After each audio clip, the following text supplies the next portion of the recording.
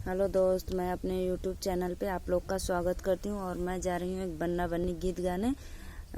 Comment box में ज़रूर बताना आप लोग को मेरा गीत कैसा लगा और मेरे वीडियो को लाइक सब्सक्राइब करना। जय माता दी।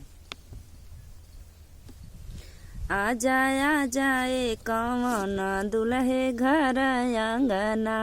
आ जाए कौन दुल्हे घर आंगना, आ जाए कौन दुल्हे घर आंगना, कैसे के आई साली घर आंगना, कैसे के आई साली घर आंगना,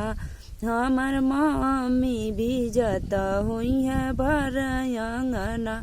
हमार मम्मी भीगत हुई है भर आंगना,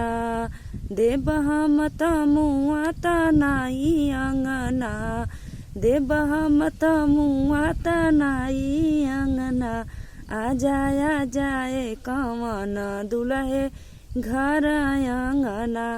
आ जाए कौन दुल्हे घर आंगना,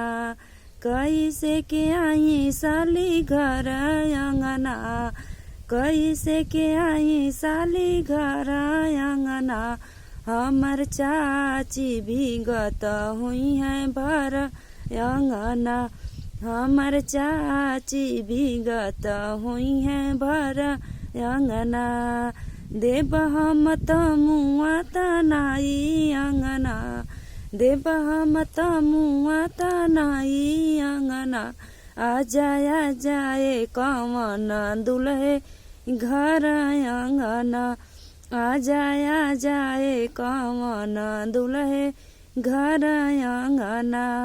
कैसे के आई साली घर आंगना,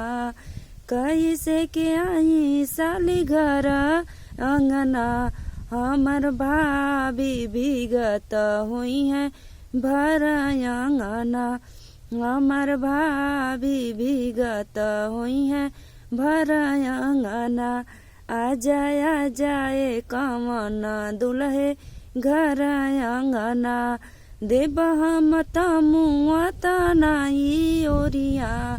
देव हम तमुआ तनाई ओरिया, आ जाए कौन दुल्हे घर आंगना,